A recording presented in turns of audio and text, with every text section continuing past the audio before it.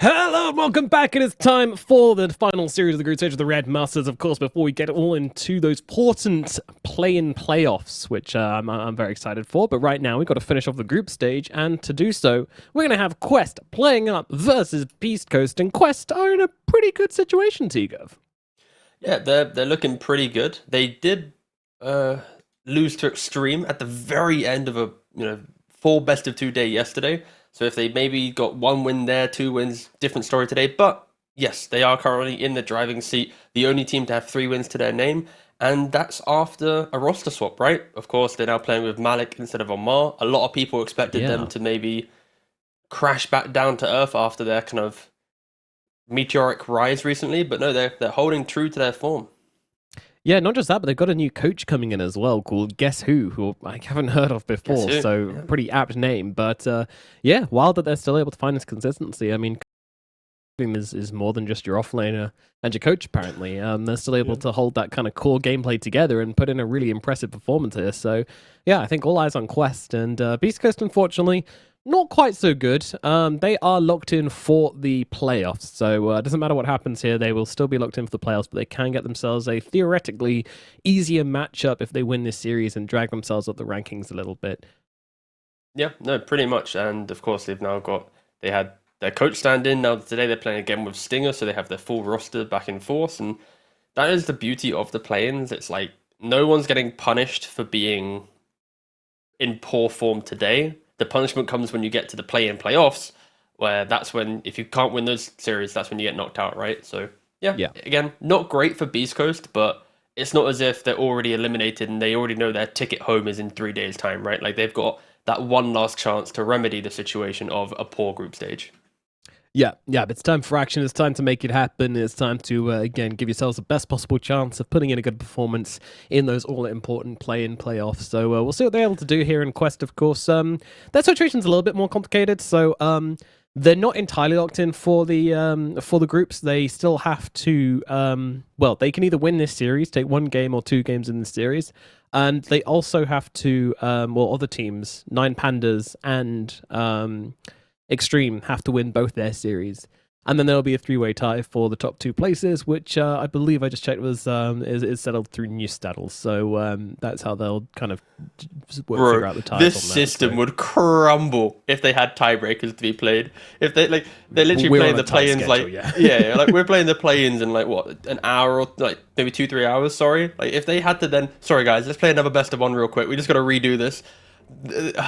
We'd never get to the main event, so yeah. Luckily, no we're riding on new Stato, which is a very good system. If you don't know what that is, it's basically like a statistics-driven metric where you evaluate the power of the opponents which you have beaten. So you give the wins a weight based on the comparative strength of the team you beat, and that's not in regards to outside of this tournament performance. It's just in regards to how they've done within this tournament. So it's an entirely self-contained system which doesn't take outside biases into account. So it's pretty cool. We like new Staddle, and you should too. Yeah, it's all right. And also what these teams like in this draft is offlaners getting banned out. Unlike other series that we've seen today where supports are getting quite a nice showing in the first phase bans, in this game, Timber, Darkseer, Primal, Broodmother, Malik's only got 1 hero left after this first phase ban, and that's Mars. So in regards to that, it's pretty cool to see that different teams have different kind of priority in the opening phase, at least so far. Yeah, definitely. And it'd be interesting to see if they do go for the Mars here. I mean, I definitely don't hate it. It gives you good catch for Silencer and Ember. Silencer, any hero which you can jump on in 100-0 to him is really good. So I could definitely see that happening. Alternatively, they can go for one of the other kind of strong picks. I mean, Undying's still in the pool, but opening with Undying Rubik seems kind of bad. It has been done before, though. It's actually quite a popular combination, just because the Undying and Rubik both win their lanes. Rubik securing range creeps and being just a constant factor for the offlaner. And then Undying, everyone knows the K, the spam, the bodying. So I wouldn't like to see it, but it could be there. Often Quest likes to pick up Noob's hero, like in this position. Or at least they used to. Like, this would be like the Pango pick or some Timber pick or something. Of course, they've been shifting away from that when Amar joined the team in that foundation, but in this scenario, they go for a Tiny, and that's a hero that Noob is one of the few players to play at mid. Of course, Beast Coast Dark Margo is also one of the few players that plays at mid, and a little bit of flexibility maybe for Quest, because Rubik can go 5, Tiny can 4 still in there as well, but I wouldn't be surprised. This is the mid laner for Quest as the Tiny going into that mid lane Ember. Yeah, it's I don't know. I don't know what that matchup's like really. I don't know what many tiny matchups are like. To be fair, does he take off Flame Guard? I guess if he gets level 3, he does. 10 seconds remaining. You mean for the Tiny combo? Yeah, can Tiny combo take off Flame Guard at level 3? It's a very technical question, which only mid laners would know. Yeah, I mean, I don't play mid. I imagine so. I imagine so. But I don't even know if you bother doing that. You might just put points. I mean, it's only 100. Yeah, it breaks it. Yeah, we should do. Yeah. Okay, so that's something something to play around. Meepo banned out, because apparently Meepo bans are a thing now. People are actually playing that hero unironically, unlike Liquid who played it ironically. Yeah, they played it bad, but the other teams, they've got like, it's like Kiratich, it's Jim Park. Like there's some Meepo players out there, so I can respect it. I think also Secret. I think did Armel play it yesterday as well? They lost with it, but I think they did try and play it. But no, yeah. In regards to the bans, Beast Coast, whenever you pick up this first phase silencer, it's all about counter aggression. You don't want to get run over, so Visage ban, Lycan ban. I even think Beastmaster is probably just a nice ban to cover as well, because then it's like you ban the trinity of map-based aggression that Silencer hates playing into. Silencer likes playing games where you know your towers aren't going to fall, and you can just be like relentlessly aggressive, playing on global, playing on these timings, and if you waste it, you're not like, oh, we lose the entire map now. So I wouldn't be surprised if they 3 for 3 the Zoo bans here. Yep. I'd like to see that. To be fair, I think it makes a lot of sense. I'm kind of looking around and seeing a lot of carries being banned out by the side of quests. So yeah, firstly targeting those really strong offlaners, then getting rid of those big nasty carry heroes, which you can't really do a whole lot against, especially targeting illusions, which I find interesting. I wouldn't have thought Tiny struggles too much, but he is better at single target. Avatos being a main Tiny damage dealing for the first kind of 15-20 minutes of the game. He loves playing against lineups that don't group up early enough and provide each other auras to then consistently find pickoffs, right? So you can feel like when Tiny jumps into the pipe buyer, Avalanche Toss isn't good. When there's a Crimson, now his tree doesn't feel as good, right? Like, this is why you don't see Tiny too often, because it's so easy for teams to draft these kind of slightly grouping, healing / aura style lineups. And Beast Coast need to be mindful of that. They need to kind of have that one element in their lineup. And also Silencer, yes, it's very good at being that counter-aggressive hero, smack down that global, stop everything. But Tiny, it's about speed, right? Like, you're probably not globaling in the Avatos combo, right? Like that, you'd have to be some GOAT Silencer to be able to break that one. So, of course, Tiny does have some avenues to play, and actually Beast Coast ban out Tide themselves. Of course, Tide Rubik is an infamous lane in itself, and that's what I mentioned about the Rubik being just a good, stable support for offlaners. It's always enabling the Mars, the Tide, the big tanky boys that just exist in the lane. Yeah. The cheerleader, the number 1 fan. Yeah, you go. Empowering. That was my cheering, by the way. That's why I never was a cheerleader. That wouldn't help anybody out. You're great, Nomad. Oh boy. I hope you're not.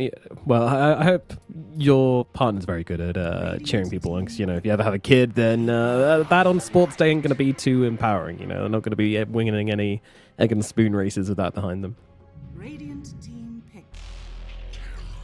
No, we're both the same. Our kid will be have to fend for themselves in the morale department. Learn the hard way. Yeah, exactly. Admiration is earned, not given. Alrighty, we got a draft now. We got some heroes being picked up. Let's have a look. We got Beast Coast picking up the Keeper of the Light. So once again, Coddle making an appearance, and then TB Undying going to be the pickups for quests. So we do see Undying coming out in the end, but what do you think of this TB? Yeah, I honestly don't mind it. I think Beast Coast show that they don't have that aggressive support duo that will sweep across the map. And as soon as you have supports that can't invade the jungle, and it relies only on cores, these big illusion heroes will always be good. Terrorblades, Nagas, PLs, because like there isn't any map pressure for them. So I think Quest, of course, don't really mind too much. Yes, Ember can technically invade the jungle, but when Tiny can mirror those movements, when you have Undying and Rubik, those defensive supports in play, it's going to be a pretty good TB game in that sense. And you can already see from the bans earlier, the Naga, the PL, it was kind of an anticipated pick because these are the two big anti-TB heroes, and now Beast Coast, they got to scramble to find a new carry to deal with this Terrorblade. And yeah, gotta dig deep into that box. I mean, quite deep.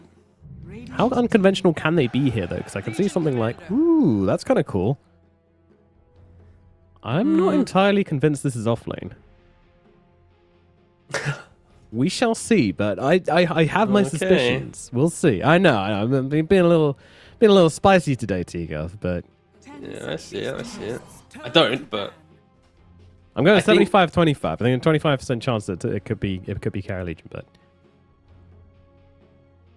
this is probably just the offlane boss. You know, some Keeper of Light plus Legion Commander, Chakra spam. Legion naturally bodies quite well into melee carries, helps clear out the illusions in laning phase, goes aggressive. It's not that, like, of course you're picking Legion into an Undying, so it's not as if you're going to be OP in the lane, but it just gives you presence and that constant fight. And I don't mind it. I think Quest is like the super stable draft where there's a lot of things that need to go right for Beast Coast. They need to dictate the pace, etc., etc. Like, they don't have that X Factor hero. I was thinking earlier Morphling could be the response here because it pairs well into Terrorblade. You steal the Undying Tombstone if you want to, pre-Aghanim, so then you go for Terrorblade, but 5 seconds. it does get banned out, so not a lot of carries left in the pool that are the best Neither ones. of them And do, also Malik actually. as well. Like, Quest have banned like every single carry, and Beast Coast have banned every single offlaner, so there are not many options left. Surely Beastmaster gets banned. Like, surely that's the final ban. It's just like too easy to play around for Quest, no? It's like unless Beast Coast have some like anti-Beastmaster hero in play. Like, yes, you have Illuminate and an Ember and ways to be like quick on the map, but Terrorblade goes jungle, Beastmaster rallies the Tiny, Undying and Rubik to his lane, and you just take the tower and play. It's like, Yeah, I feel like it's a gimme, honestly. Like, I mean, partly there's no other options left, and partly it's actually not bad. They're all gone. Coast's turn to pick. And what? I would have never. I'm down for this. I live in this timeline. Yeah, screw the normal offlaners. Let's go for the ogre. But that's the thing, though, right? When you lose a Mar, you've lost the anti-mage offlane, the Razor offlane, the Slark offlane. So Malik, when he had his like, when they're trying to sort out this loan contract again, it's like, do you play weird offlaners? If he said no, this loan ain't coming in. But if you say yes, sign the dotted line. We've got you for Riyadh. And yeah, clearly, either ogre or Undying is going to be the offlaner in this scenario here. Quite brutish of a lineup at least, but I still I like it. What's the carry? Go on, Beast Coast. What you got? All right, it'll be the spend. Makes sense. Cut through those illusions. I mean, a lot of agi on the TB makes him not the easiest hero to bring down, but overall, it's a clean spend pick, I would say. Yeah, I don't mind it, and it kind of amplifies the ogre pick though, because you're not playing into some illusion hero, which ogre offlane can't do. You're not playing into some ranged hero, so now you can't body them. You've kind of forced Beast Coast into a position of going for the melee carry, right? And at least for South American teams, when all the carries are banned, Sven's kind of like just go for the Sven. Get the farm. You're going to get like 3 or 4 slotted. You're going to execute other heroes. And at least for Quest, we're now going to get to see into the minds of how good their laning is. Where Malik and Omar, this is going to be one of the better lanes for them to play, right? Like, they're going to be able to ignite, Fade Bolt, fight into a Sven. So can they pull it off in the laning phase? Can they get it too? Because, of course, Ogre as an offlane, if you don't dominate your lane, you can kind of fall off and just be there. We'll see how it goes. Yeah, I'm really excited for it, though. I mean, again, haven't seen so much from Malik other than inside Na'Vi, which hasn't been super successful, unfortunately. But now we get to see him playing in a big stage, pulling out some crazy picks. Let's find out who this guy is. Let's see what Malik can do. Flex that Ogre Magi pick and pull out something special. I'm very excited for this one. Meanwhile, on the side of Beast Coast, it's a very Beast Coast draft, right? Like, it's the Dark Mago Ember Spirit. He's going to be flying around the place. He's probably going to be the main kind of linchpin off at least through the mid game. You know, Sacred Legion Commander as well, also a classic. So a lot of fun heroes to keep an eye on here, and yeah, I think a really tight draft from both teams. Overall, I think I'm leaning Quest Sport way a little bit, just because Quest Sports. Yes, we're getting rid of the E now. We're mainstream. I mean, it's actually a football game. We're about to go live into a sort of 5v5 match. Yep, kick around. But yeah, I think this TB is still pretty strong, right? Like, yeah, Legion can deal with his illusion somewhat, but overall, I don't really like the Sven matchup a lot. So yeah, I reckon this is just gonna be the TB show, and I'm here for it. Yeah, I think there's volatility in this game, and I'm all here for it because, like, with beastcoast lineup, if Legion can find like early duels before Undying Shard comes into play, where you start saving people in the duel, and then you're this like assassin who finds the tiny, boom, you get the kill. Like, I could see them dictating a lot, especially because TB will always be reserved in the jungle until you get to that kind of 2-item timing of crushing the map. So no, I'm here for beastcoast to be the aggressors, but of course, any mistake and tier 2000 on its Terrorblade will just completely destroy the game. So all on beastcoast to execute in this one, I feel. And what kind of build are we expecting from this Ogre Magi then? You know, are we going to see any Midases or any crazy stuff coming out? I'd like to see Midas, I feel. I don't mind him going for like the Vanguard for laning phase, so he's at least present. And then once he's secured his own lane and like maybe kicked out the Sven potentially, he can go back for the Midas to secure his game. Of course, if the game is absolutely goated easy, you know, easy clap, just go Midas Rush. Why not go to some like Soul Ring into Midas? But I think due to the competitive nature of this one, Vanguard into some like pre-15-minute Midas sounds relatively logical. And then he can buy whatever auras or whatever he needs for the team at that stage of the game. Well, first thing, March was going to go and take a couple of hits and do a bit of scouting on the Ogre Magi. Sees Mr. Jim Park and Mr. Stinger. And yeah, I'm going to throw down the double of the Ignite plus... she didn't throw out his Blood Grenade there. Would have been a bit much. It would have been very excessive, yes. Yes. Tier 2000 taking a bit of a rustling down on the bottom side as well. Has to get himself over towards the tree line there. A little bit surprising that he came forward for that. Usually you see the carries just bury themselves under towers, but felt like he had to try and secure a rune for his team there. And they did manage to get 3, so yeah, worth it, I guess. Didn't lose too much. Bot lane is all on really. Coyote. How much can he do in this lane? Can he disrupt the aggressive nature of Legion and Kotal in conjunction with the overwhelming odds plus the chakra spam? Terrorblade could be in a difficult spot, so yeah, Coyote already early on, throwing his body in between the two and forcing Sacred to think about running away rather than... miserable time. Yeah, it's great. I kind of wish we had a line being drawn from Sacred here just to see that path he's just taken around the creep wave, not seeing a single goddamn creep. He's just completely blocked out. Yep. And you see the reaction. Schofield understands that the lane isn't really playable. Unfortunately, he runs through the tree, so loses vision and isn't going to get the perfect pull. So not the best start for beastcoast here to try and salvage the anti-undying lane, and yeah, look, they're having to reconnect it. Yeah, tier 2000's like, boss, this is great. I'm loving all this farm. yeah, like a double wave and a couple of range creeps to tank it for me. That's amazing. Level 2 power spike top as well from Ogre. Putting them down, throwing out the Ignite plus the Fire Blast. The fun thing with Ogre is your Ignite on level 1 will always hit 2 heroes or 2 units. So as long as the unit you cast it on is closer to the hero, it'll always cast on both of them. So it's one of the small things as well. A lot of Ogre players just throw it onto the hero and it auto hits the creep. But if you just position it and make sure when they touch each other, boom, you hit it, you're now double igniting the entire time. So Malik's doing a pretty good job making sure that both heroes are getting hit rather than hero and creep. Yeah, absolutely. And Omar left the sentry ward up here as well, so they're going to be able to immediately get the deny on the attempted block from Stinger, which is going to, again, just mean that Jim Park continues to struggle. Yeah, really not a great start for beastcoast. Now they're actually going on to Jim Park here. They managed to take him down. Yeah, Malik will get first blood. Down goes the Sven. A huge entry to the game for this Ogre Magi. Man, question marks were raised about this pick, and that's turning into an exclamation mark in my opinion. He's a big boy, and already he's going for that Ring of Health, so he's clearly going for that Vanguard that we mentioned. Not going to try and be cheeky and Soul Ring Midas it up. It is going to be the Vanguard, probably then into Soul Ring, to then conclude with a Midas later down the line. But yeah, great start so far. You're looking at the CS across the board, double CS for all cores of Quest. Jim Park returns to top lane and already half HP. He cannot play into Ignite plus Fade Bolt. Yeah, Stinger's taking so much damage here. He doesn't have anything to keep himself alive. He will fall. Another kill up in the top lane here for the side of Quest. As down at bottom, down goes Sacred as well. Quest are demolishing these side lanes right now. This is very, very concerning. And even mid, you know, it's looking pretty good for Noob. He's off to a great start. I mean, yeah, they are crushing the lanes right now. I'd love to see them just make sure they keep up the resources on Quest, because you can continue applying even more pressure as long as you can get there. And you mentioned Noob. 7 CS advantage with a 4 deny advantage. Doing a great job against Dark Margot. But this mid lane matchup, it's all going to be about the 6-minute rune. Who gets the haste or the DD. Then they can play the wider map as well. So I think Quest also slightly in the advantage there due to the lanes going well. Probably will be able to rotate and help that matchup out as well. So Beast Coast already looking to be in mode recovery potentially as your level 2 Legion commander taunts his way through the lane.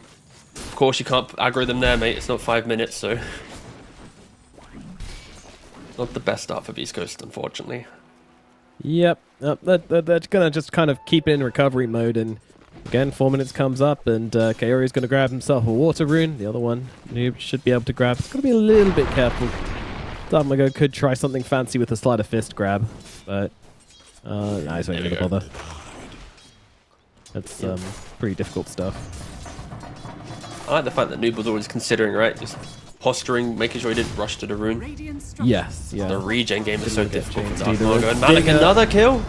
It's too much in the top lane. It really is. Malik and Omar just putting on a showing here. On Beast Coast, they need to respect it. They need to find ways to survive through this right now, because it's just not cutting it at the moment. It's pretty doom and gloom. Ogre also goes for mana boots. So I was mentioning maybe the soaring, whatever. He just goes fully into, you know what, the lane's going so well. I'm just going to play for the team at this point. Gets the mana boots, throws it onto Omar, and they're going to have all the resources to spam onto them. He's even diving the tower by himself, forcing out the keeper like TP. Like, yeah, Quest. 2,000 gold lead at the 5-minute mark. They have broken these lanes. And down in the bottom lane now, like, Kaori's just got a free pass, just Golden Sacred here, and he's just going to go for it. Drops a tombstone, throws down the decay. No way he goes on the tower for this, right? And Jim Park in right? top lane He's also going for it. Jim Park's dead up at top. Omar will die as well. Stinger getting very, very low to Malik at the same time, but Sacred has gone down. Kaori gets a solo kill under tower onto the Legion Commander. Malik is not giving up the chase here. Kaori does eventually fall to the tower, by the way, as Malik just running through the tree lines, but he can't escape forever, and it's another kill for the Ogre Magi. 4-0-1 on Malik right now. Or he's owning. Like, oh, so good to see. Noob where are the doubters at, man? Where are the doubters at? Over in the middle lane. Dark Mago on the run, up to the high ground, but the tree catches him out. Oh my goodness. 8-2 right now. The net worths are just looking absolutely abysmal. I mean, there's been so many kills that, yeah, like CS didn't look awful. Net worths, it's a horror show. Trying to see, okay, there's a couple stacks on the dire side, but it doesn't matter. They're Schofield not done at mid. shows his face for a second. He's quite speedy. Boots and a windlace. Yep. Windlace and a horse will get you away, at least for now. Omar is still chasing, though. He's not giving up the chase. Oh. There's some some persistence from Omar here. I mean, Schofield also is being rather cheeky and staying. Yeah. You see him? Oh, the juke. He used his own vision to do the okey kokey and ran around. Alright. Pretty tasty. Alright, wisdom runes though.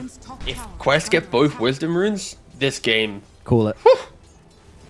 I mean, I'm joking. maybe. But Schofield's got the blinding light, so should be able to secure the top one. Yeah. Unless he misclicks. Kaori might just get the kill. Fine. No.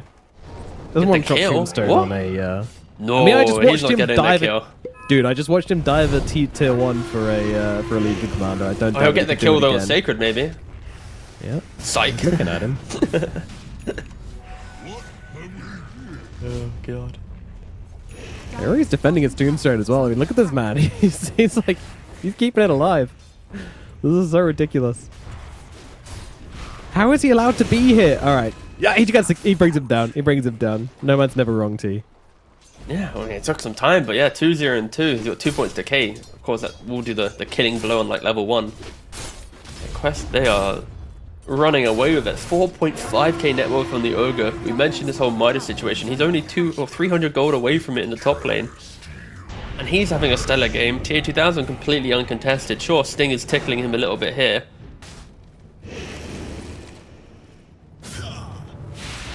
It's the rune control from 5K Quest. gold. Yeah, Noob's able to grab that one up. Dartmago just takes a ton of harass for it as well, and with only one more bottle charge remaining, I find it kind of hard to stay on map. Oh, never mind, he gets the bounty. Allow him to survive through the continuous harass coming out from Quest. Malik, yeah, he's got that Midas on the way. Not quite on the way, but he's 130 gold off, so this creep wave should do the trick. There it is. But where does he go with this? Like, after such a great game, does he go back to complete the Vanguard? Like, does he need to?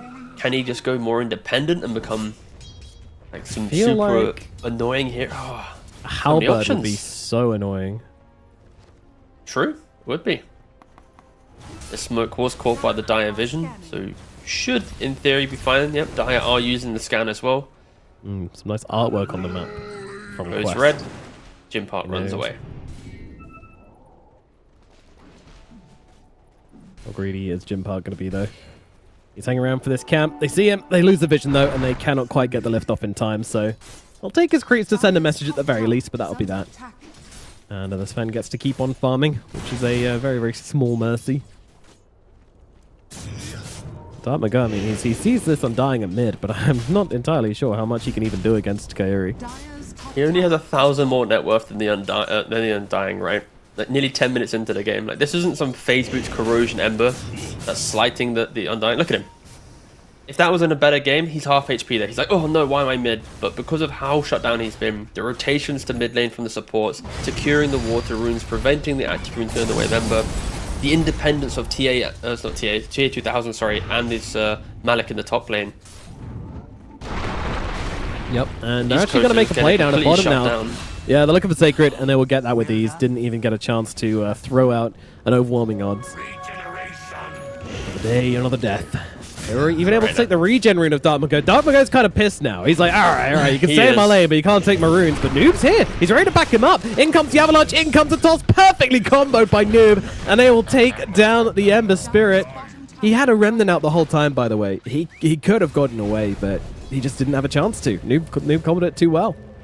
And you got to give it a go, right? At that stage of the game, one kill could get you back into it. Sacred. Ooh, is he going to go for it? I don't think he should. Yeah, he does back down. Yeah. If that was Gabby, he'd have dueled, that's for sure. And that was a reference to yesterday.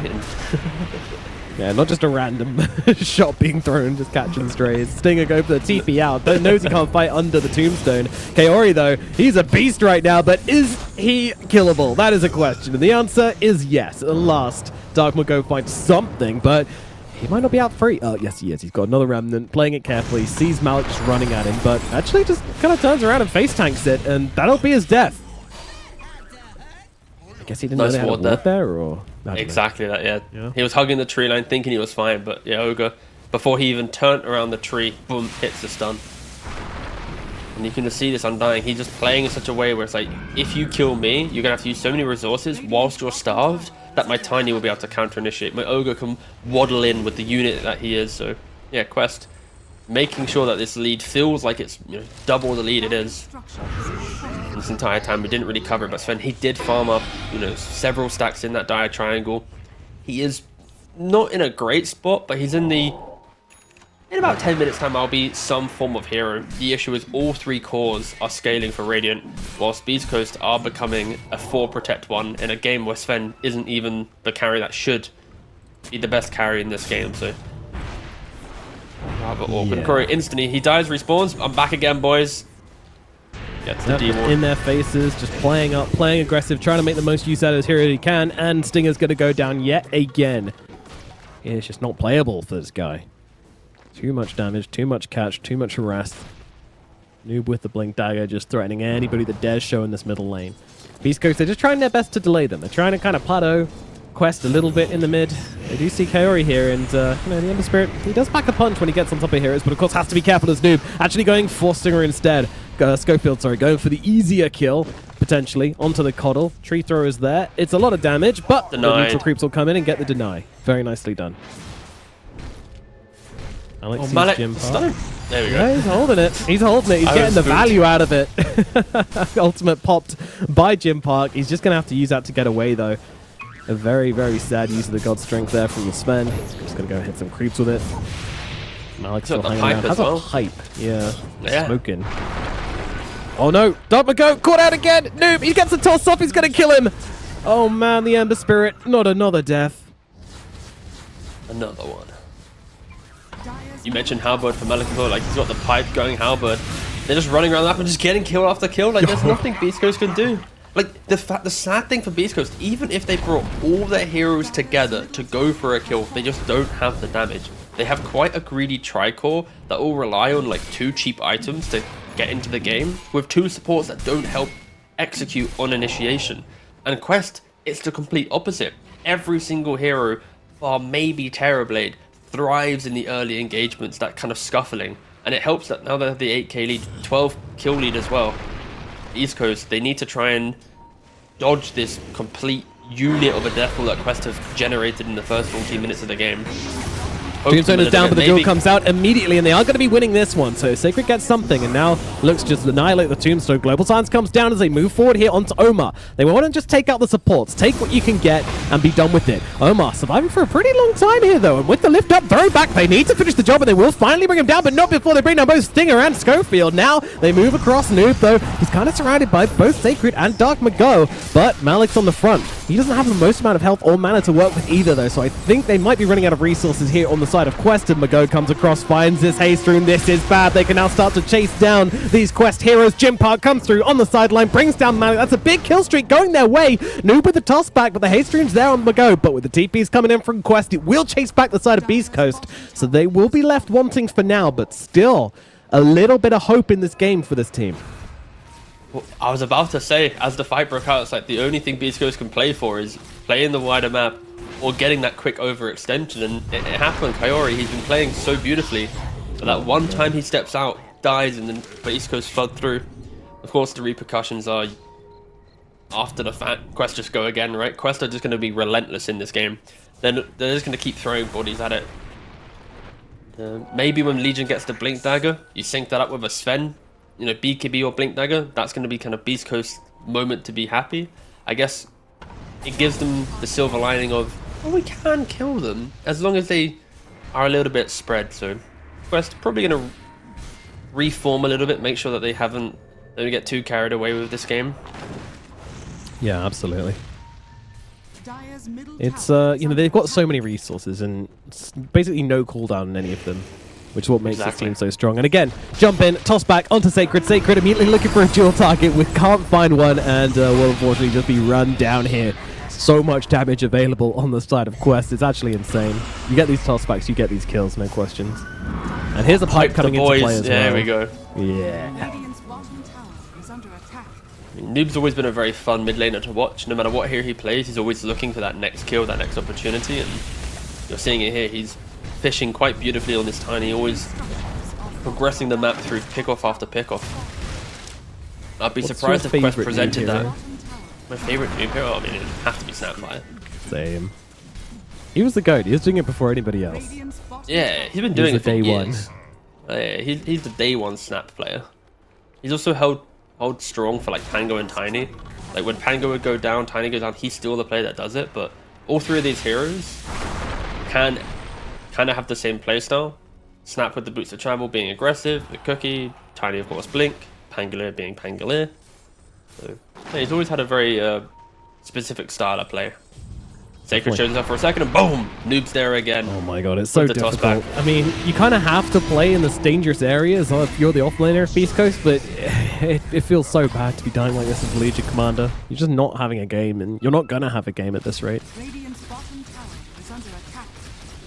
What's the net worth saying? Yeah, still look, the Ember and the Legion, even after quite an okay scuffle previously, it didn't really catapult their game in, and yeah, it really feels like the game's going to get to the point where it's like, what can Sven do? When he hits this BKB, what's his entry to the fight? How is he going to make his statement? And if you're a Beast Coast fan, I hope you have a shrine erected in Jim Park's honor in your house right now, probably with some candles, maybe some hair. Blood of an innocent might help, I don't know. Anything you can get your hands on. Believe in Jim Park's supremacy, because he's the only one that can make this into a game for Beast Coast, that could drag them back from this terrible position they're in. Yeah, I think it's the Sven entry to the game, and also how Sacred does fight selection. Because once he picks up this Blink Blade Mail, sure, Ogre's very strong, like kind of annoying, but if you Blink Duel him pre-Pipe, pre-Halberd, then Sven executes him, all the auras are gone, maybe the tanky aspect of Quest will go down a bit, right? So I think that it's Beast Coast, yes, they are down by 10k, but if they can get the vision, get the smoke, get that one entry, there's always that opportunity with the Sven Legion style of play. And unfortunately, Ember really isn't going to be a factor, I don't think. He might throw a Remnant out and jump in, but he's kind of going to be on a mode recovery for the next 15 so minutes. Or you just try to stop Darkmako cutting waves. I mean, I just love the fact he went 4-0-4. Like, this isn't a game where you need to heal anyone up or do anything. It's just all about, I will be as tanky as possible with Decay and throw down my Tombstone. Like, it's really fun to see Undying players not just default to go for, like, Soul Rip and, oh, let me help my team, all that stuff. No, it's very fun to see. And Beast Coast, they've got to make a move. They've got the Blink Dagger. Terrorblade is, well, only 1100 gold from Scardy. Like, this is the window to punch yourself into that 9k deficit. Try and get something, because if TB picks up Scardy, Yeah. and Ogre completes his halberd, oh, he's got the halberd, so Right. yeah, you're a Scardy away from the fight being very difficult. Yeah, like a couple of minutes ago, like this 9k gold deficit was like invested in like Assange and 2 ultimate orbs and like, a lot of dead gold, but that gold has now come to life, and that's pretty scary. You still have a chance with no Scardy on TB, but yeah, Scardy TB versus Sven is a much harder fight to play for Jim Park. You all of a sudden go from being able to initiate on whoever you want to having to get the target you jump on, and if anybody kind of gets away from you, it's just so hard. That big sword is not quite long enough. It never is. And he's trying to extend the sword because he's going for Crystallis. So he didn't go for the Blink Dagger. The argument with Blink is he blinks in, will he do the damage into this? So he's just really hoping for the, I get my Daedalus, I get the kill. So high risk play. Maybe he will never be in position to get the right clicks off because of the kiting potential of these heroes. Yeah, I Doesn't completely have charge yet? understand He it doesn't. though. Yeah. Think Beast it's Coast, they're necessary. smoked up. They're going to go for the play. They're going to try and go for this fight. But we've mentioned already, TB's Scardy is on his courier. Ooh, they don't She's know about going Roshan. I thought they were heading towards Roche, but they're not. No. Oh, this just becomes sad now. Yeah, I actually thought it was going to be the Roshan fight. And look It at would've been a Noob, he's decent even shot. TPing in. Yo.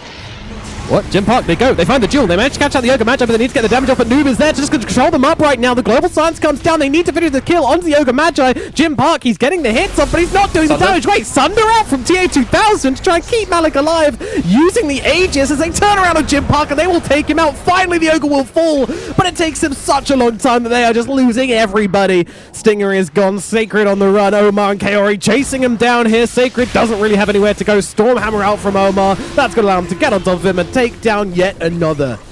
Man, that Thunder from TA2000 he had. That was pretty wild. I mean, he had the Aegis, so it wasn't at the expense of his life, realistically. Yeah. And you saw how tanky this Ogre was, even with the duel. The fact he has the Halberd plus the auras.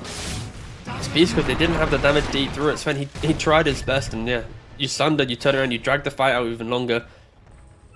Yeah, just the decision making from Quest there is kind of cool to see, right? You're going for Roshan, you know it's about to die.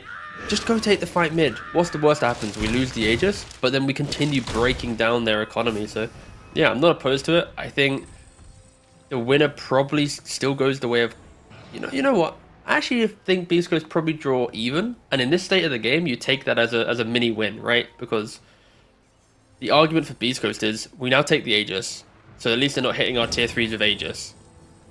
And maybe we can get a little bit more farm to get the Daedalus, get the MKB. Because for Sven, it's like he needs Daedalus, maybe a Silver Edge, maybe an MKB. Like he needs like 2 or 3 different items, right? And he does go for the Silver Edge in this scenario. But I'm already thinking like MKB is relatively needed just to deal with the evasion. Because Terrorblade could also go Butterfly potentially down the line. So Yeah. It's all these it's not great for Beast Coast. I mean, yeah, I've had to really, circle around that one for sure. That was a very... You just gotta keep on trying on this and just stack up the damage and hope that you can find it. I mean, even that last fight as well, like he was hitting through the entire team and like yeah, he was getting off the hits, but it wasn't doing enough. I think he was missing a bit on the halberd as well. So He was, yeah. very Oh, unfortunate. Kaori gets the shard. This is the one I've been waiting for. Of course, global will be very good here because you just blink dual global and Kaori can't dispel it himself. But outside of global, he can save from the duel. He can save from the Sven initiation. Jim Park is All right, he's out of mightily here. aggressive here. Yeah. Well, it's first usage or second usage of the BKB. Sorry, it's not the most thrilling thing, but that's kind of why you buy it. Get some deep farm, force some heroes back, and they bring down Sacred instead. I'll take their consolation prize. Just Noob and Malik, the dream team, the combination, getting it done. Oh, Midas ready. Is he gonna wait for the bigger camp?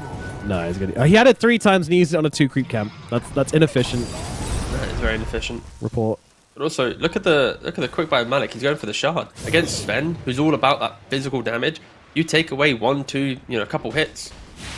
That could really offset it, right? It absorbs 3 hits. So Sven, Percentage, he's all so- about the first couple yeah. hits, right? And sure, it's percentage, but 85%. It's like you can basically say that's removing it. So against Sven, that's going to save a lot of these heroes. Dire's middle The spell might be needed now for the side of Beast Coast. You're just asking for so many things for Beast Coast, right? Like you want the MKB, Yeah. you want a Nullifier, you want a Swift Blink. Like we need like a 30,000 gold Sven to play out this game right now for Beast Coast, I feel.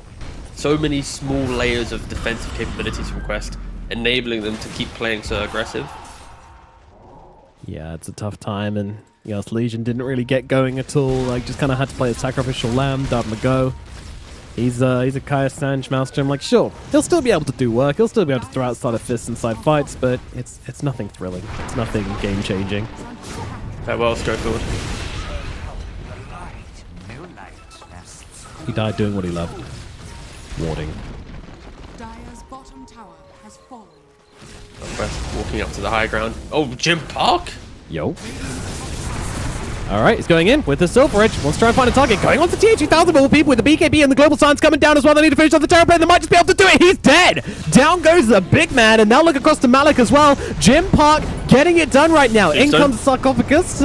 Swallows up that Ogre Magi. And now they're looking for a bit of revenge. Noob, he's getting on top of that Sven right now. But Sven, he's going to fight back. He's going to throw some hits back the way. But now he's disarmed. Now he's stunned up. Now he's taking heavy hits from Noob. Noob does finish the job. Now it's all on Dart Mago. Can he finish it off? But he gets tossed up and comes back to earth with a slam as he goes down as well.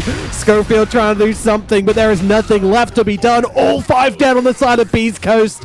Quest, they're playing it so damn tidy. Again, just the layers of their team fight. Sure, they throw everything to kill off the Terrorblade, but Noob, he's having such a stellar game. Malik, constant halberds, constant just existent through the fights, just amping everyone up, and Dire's bottom tower. it makes it so difficult for Beast Coast. Even the initiation, it was built around Quest not throwing down the early sentry to check for that Silver Edge. Of course, Sven just picked it up to reveal it in that engagement, and you'd have to question if Beast Coast was able to stabilize this game a little bit earlier. That would have been the comeback fight, the moment where they, punched their name into the game. But being so far behind, and it's to really no avail.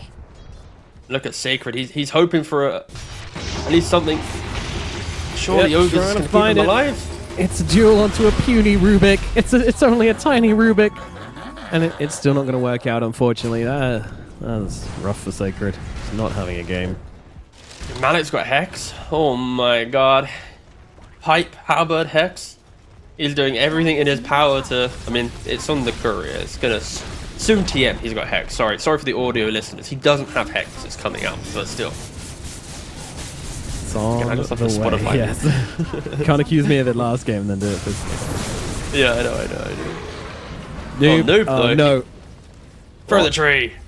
Hey, smoke comes out. All right, a rare survival for the side of Beast Coast. And yeah, Quest with the 17k gold advantage. Is that enough to make them push high ground? Top I tower don't think so. I think they want an Aegis as well to handle that. Oh, Look at Beast here Coast. we Like, guys, come. please, can we kill Noob? Please? He has, Yep, we'll cancel the blink.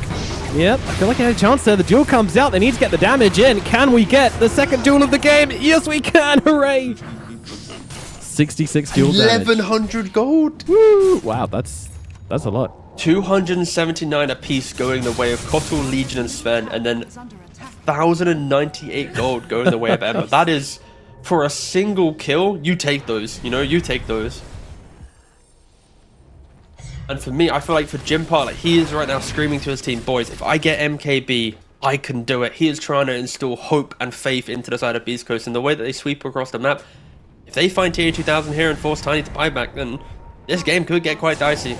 Could get spicy as Sacred blinks away. Damn, playing it tight. Playing it very tight indeed. And I like the dust there, just to see if Jim Park was pulling any shenanigans again. The he's pulling so many shenanigans. Yeah, they're ready for it this time, but they don't catch him out. This is the thing about Beast Coast, that like, they never feel defeated. No matter how far behind they are, they never feel defeated. They're always pulling things out the bag. I think Jim Park's done a very good job just itemizing this game to make sure he's relevant. I think Sven's a very volatile hero for buying the wrong items. It also helps that, you know, Schofield had the Philly Stone, so he's picking up the Pavis, the Solar Crest, the Jam, a lot of cheap items to amp up the likes of the Sven. And yeah, I think overall they've done a relatively... yeah, I guess they've done pretty well just making sure that they're keeping relevant even when behind. Like, I can see hope installed with how they play. Like, other teams in this position, there'd be that one item you look at it and go, yeah, you're not really playing for like that next comeback. It's more, you're just buying items because you feel desperate, right? So yeah. The only thing I'm raising eyebrows at really is Sacred and his plan this game. Like Blink Dagger, Shadow Blade, going for Daedalus next. I kind of feel like I just want to see maybe some auras or something. Yeah, he's the one that I'm now going to say is like the X factor, you know, the one buying the random items. And Margot is going to get hexed up in the bot lane, and we'll be going down. That's a yeah, that's a big reveal and a big kill.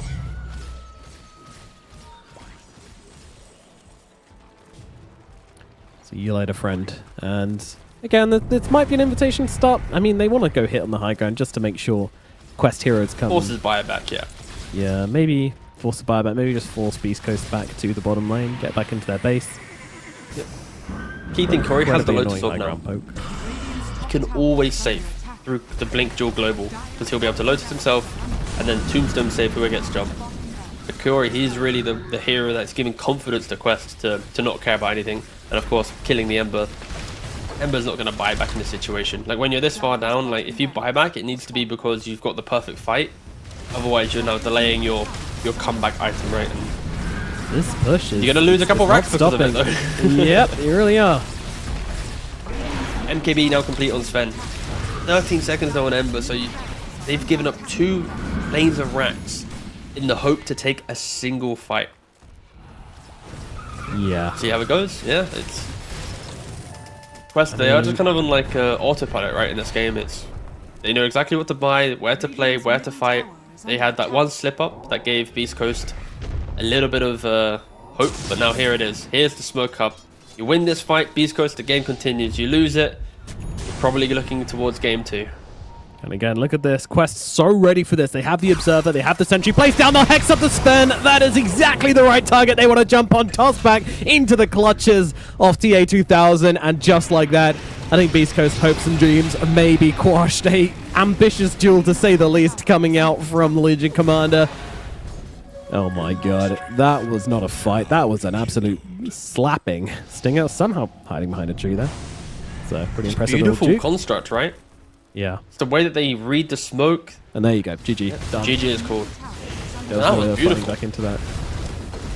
Yeah, I mean, again, just placing down the Observer, placing down the Sentry, hiding behind the tree to break the smoke. The moment you see him, get the Hex off. Easy. Simple. Done. But so damn smart as well to read that play from Beast Coast. Like, Quest, they looked like they'd read them inside out. They had their playbook in their laps. Yeah, there was only so many times I could say maybe Beast Coast find the opportunity. Like you could see the trajectory of farm for Beast Coast was itemizing for that one moment. The moment never really came, and Quest, sure. I think this is the thing with the teams that can make deep runs in tournaments. You always know there's the next players to step up if the game gets difficult, right? And in this game, it's like, if Tier 2000 dies at high ground, Noob's suddenly crushing the fight. And if Malik's dying, then Tier 2000 sundering him to keep the fight going in mid. So you just know that Quest is always going to step up in the team fights, and their team fight execution is so good that as soon as a team comes into a game slightly sloppy in laning phase or hesitant to execute in the fight, Quest and the other likes of these teams will just destroy you. And it took a bit of time, but Quest, they never really looked like they were losing this game. No, they were in pretty steep control from the get-go. So, yeah, I mean, it's kind of hard to see Game 2 going any other way, but because that one just looks so convincing. But of course, it was all about the lanes. Beast Coast did pick themselves some kind of not great lanes into Rubik and Undying. We can blame Silencer, it's fine. Not the player, the hero. I think that at least in our series that we've seen today, we've seen a lot of like no control support on 5, plus Keeper Light 4, and then suddenly like your opponent's picking Slark or some Terrorblade or something which is needing that punishment. So I feel maybe this draft style is not the best. It's going to get forced out as we move deeper into the tournament, but I prefer Silencer being a reactionary pick, or at least pick with purpose and you're covering its weaknesses. And at least today, we've not really seen teams utilize that to its full extent, and they're getting punished for it.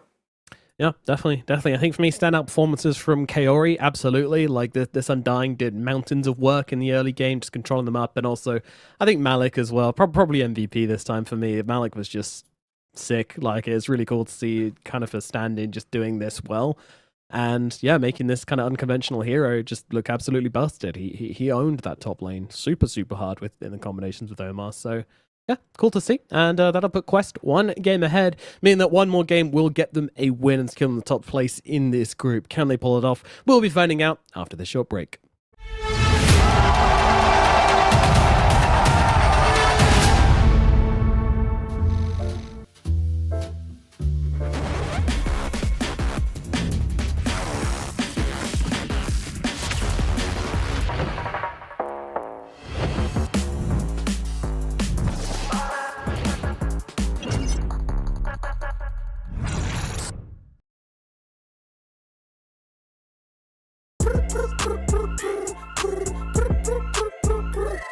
حتاكل تشبع وانت مستمتع وتلاقي الوجبه جايه على الاصول يجيك العيش هش طالع من الاوفن والدجاج يقرمش just the way I love it وتسوي كذا وتسوي كذا وتسوي كذا مع الحشمه وانت تبغى راب خفيف اجيب تويستر انا اجيب لي وجبه الزنقه بس كله يجيب اكسترا تشيز على الكرانشي تشيكن في السنتر حطوا الباكيت حطوا الزنقه حطوا مايتي حطوا تويستر جيب له باكيت جيب له زنقه جيب له الاصلي جيب له تويستر delicious yeah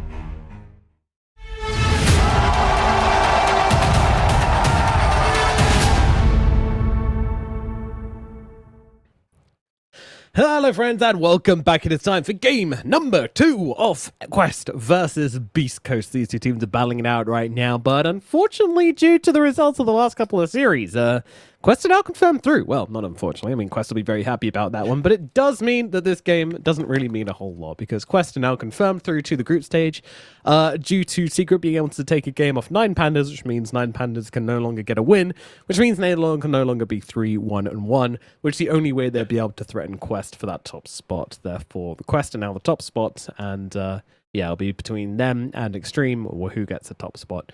So yeah, that'll do it. But of course, if Quest win this game, then they're confirmed top of Group B, which is huge for them. They came in through the MENA qualifiers as well. So yeah, very, very cool win for this team if they can get it here. Yeah, exactly. And also, Quest are the team that is in everyone's mind right now. They aren't even locked into TI, so potentially, if they weren't to get to TI, this is going to be the big showing before like the conclusion of the season, right? So no, I feel like this is. I would be surprised if this team didn't get through. Like they're doing well here. You got everything ahead of them, so no, I kind of want them to do well. It's always nice to see players who have been born through DPC and kind of the recent era of Dota to kind of come through. So yeah, I'd like to see them go far. Absolutely. I mean, it was fun watching them at Bali, and I'm sure it will be fun watching them here as well, home turf as well. So yeah, it's very, very, very entertaining team, which I think have gathered a lot of support in a short space of time. And Malik absolutely impressing on his Ogre Magi performance last game as well. I mean, my goodness, what a start to the game! Just constantly throwing out those 2-man ignites, and well, I was worried because they banned like every single offlaner. All we had was like Beastmaster, Enigma, which you couldn't have picked because there was a silencer in the game. And apparently Ogre Magi. So yeah, they were confident in the Malik Ogre Magi. He said he could play it, and he wasn't lying. It looked great. No, I think that's the cool thing as well with offlaners. When once they get comfortable in a team, they can start bridging out slightly. Because like you see when he enters the team, what he's playing Darkseer, Timbersaw, Primal, like the expected. And now they're getting a little bit deeper into the tournament. It's like, you know what, we're actually doing really well with the basic systems. Let's start branching out. And maybe there's more, Malik pocket picks to think about in the future. I'm looking at his Dota buff, and he's got some Brewmaster. He plays offlane Pango, Slardar. Like, there's some variation in his pool. Do I expect it all to come in one tournament? Probably not, but there's room for depth here at least. Definitely, yeah. And, behind all that, you've got the consistency of Noob in the mid lane, who just seems kind of unfallible at the moment. And TO2000, who just stick on a big old carry hero and sit in the jungle, and the team make space to him. It's looking very consistent.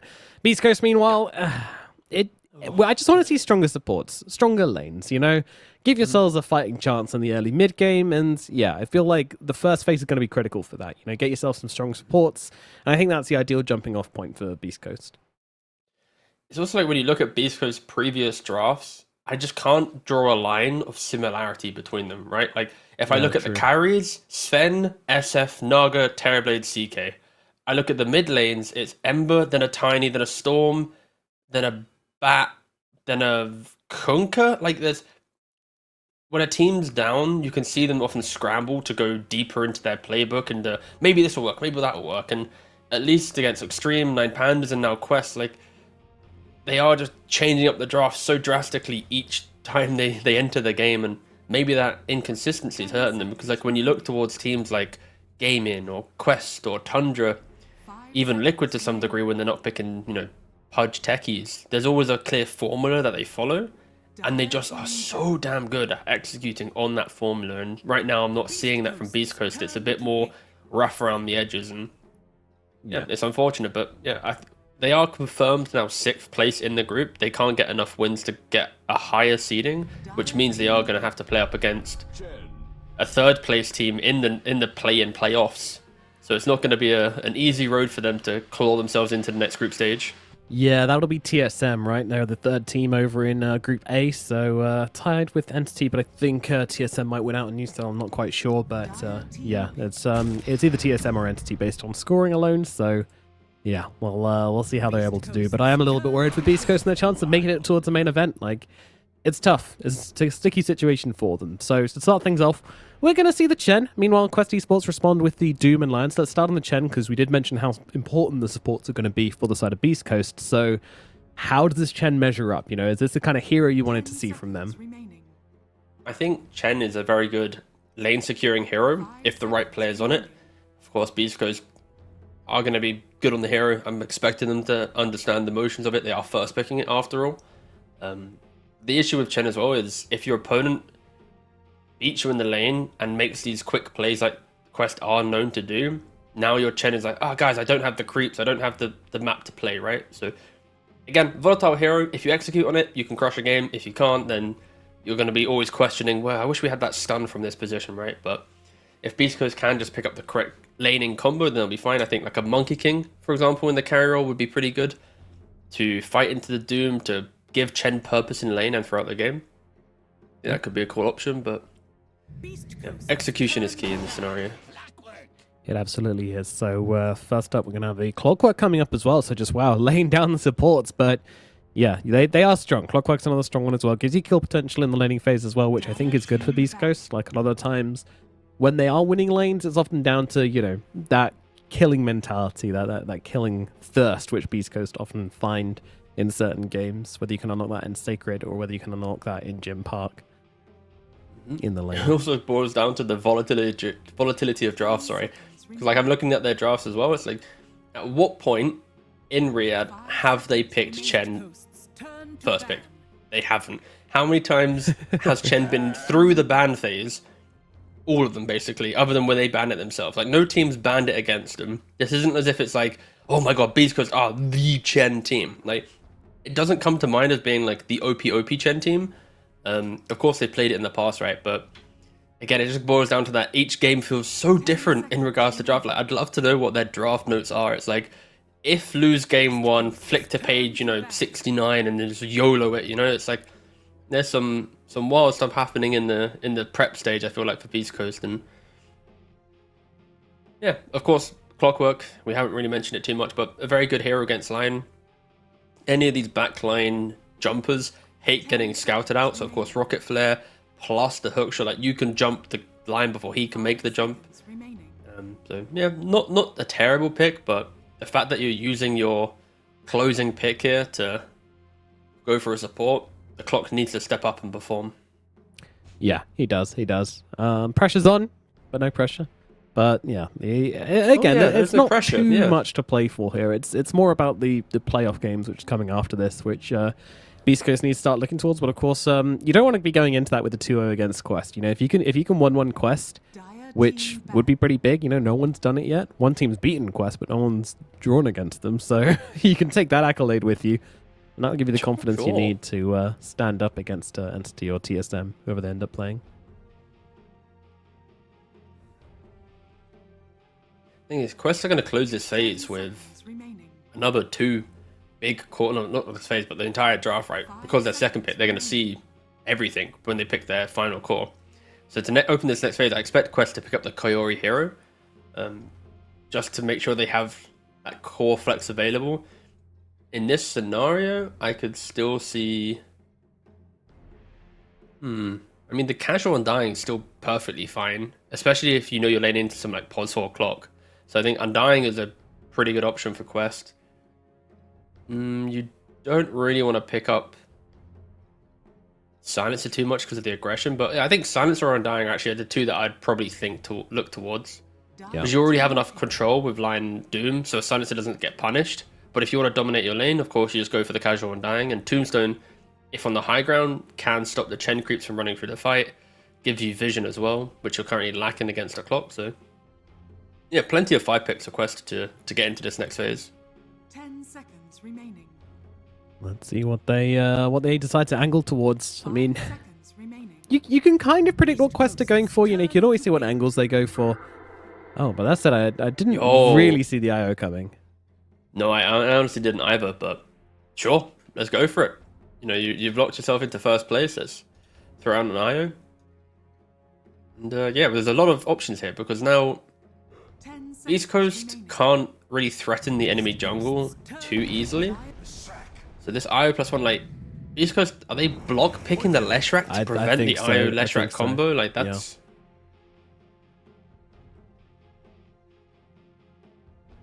You could go Slark here. I mean, the important thing to mention for Beast Coast is that Sacred absolutely loves Leshrac, so it could well be an offlane Lesh. Yep. It's very comfort for him. Ah, yeah, of course. Turn to ban.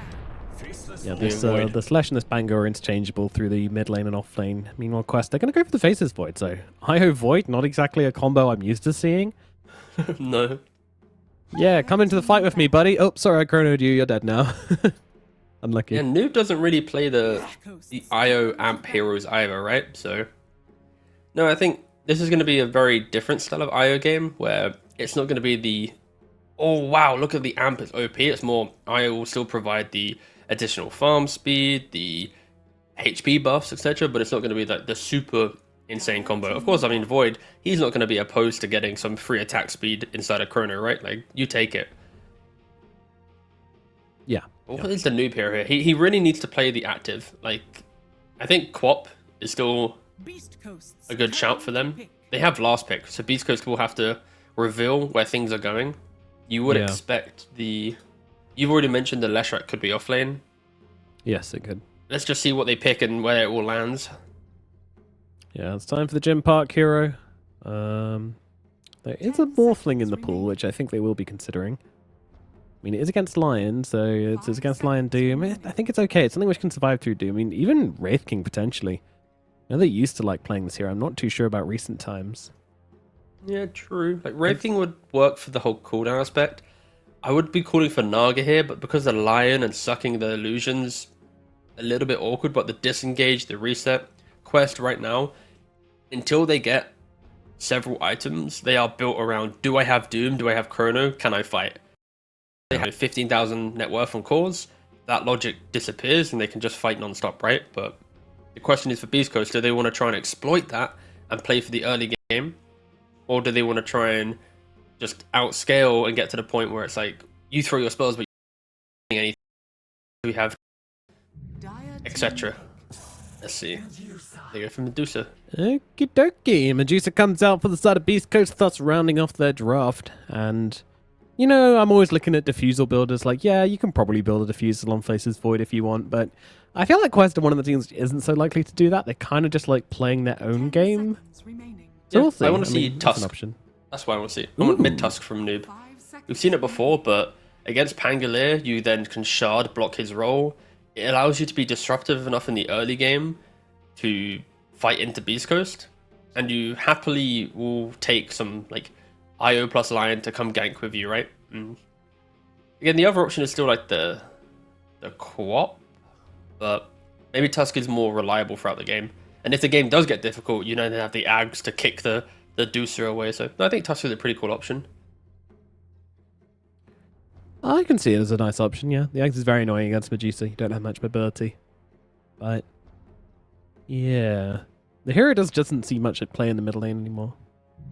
Yeah.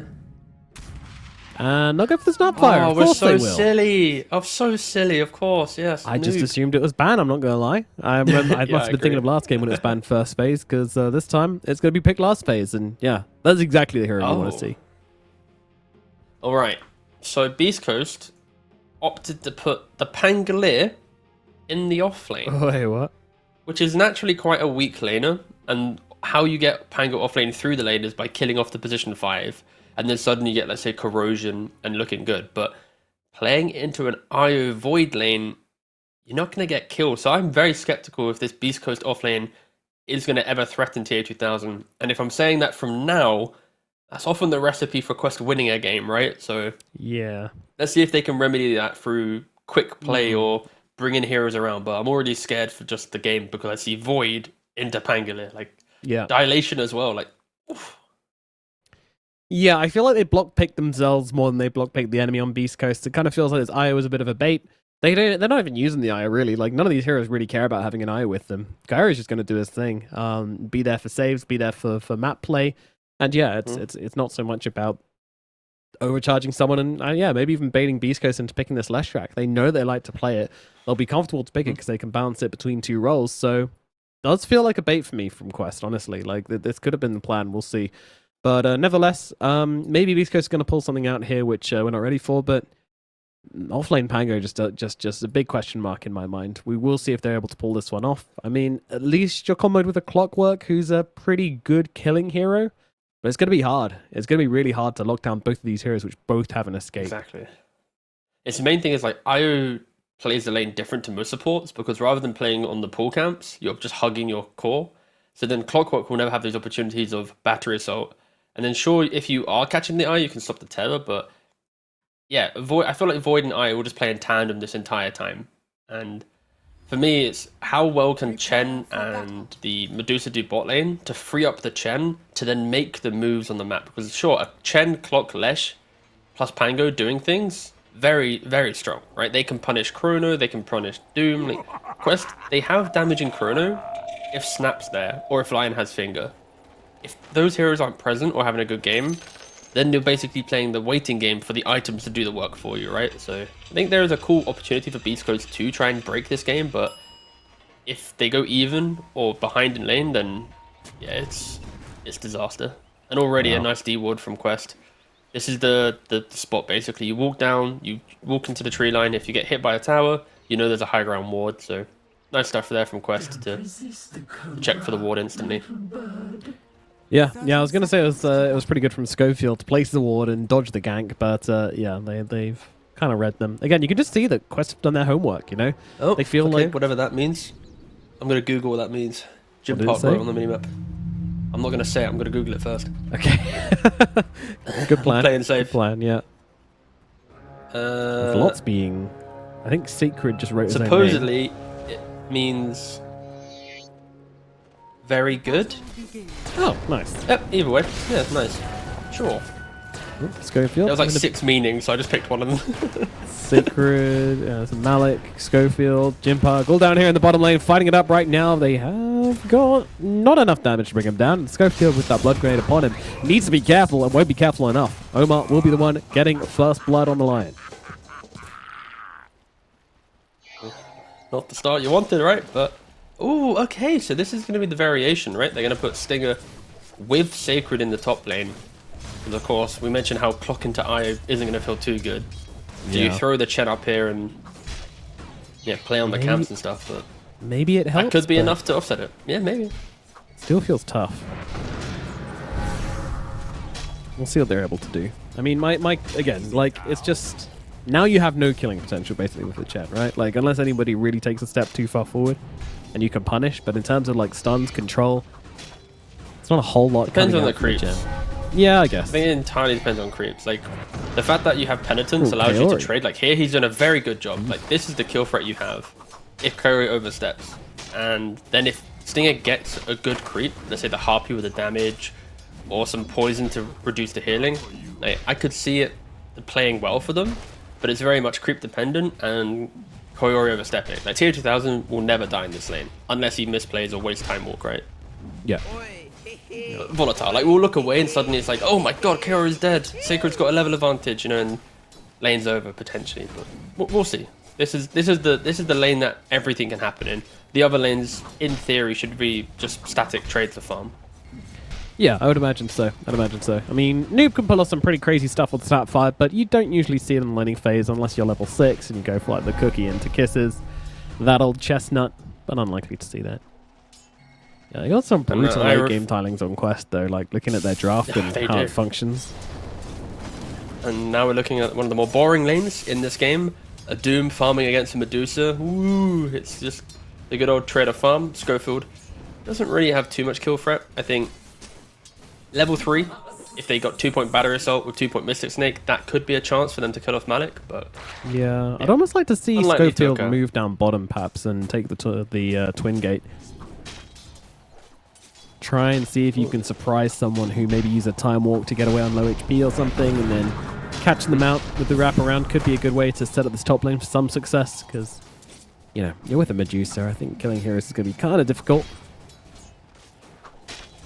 Fortunately, Schofield, he can't really leave bot lane too easily, because Lion with the mana drain, you're never going to have a Medusa at full HP, full mana, right? It's always going to be this awkward dance between how much mana does she truly have, and that's also the confidence of picking Medusa into Lion as the game progresses. When Lion can stand his ground, 4 points in mana drain, it'll be quite devastating. Lotus going the way of Io. Like, this is, of all the heroes that you want a Lotus to go to, and Noob actually dodges the stun.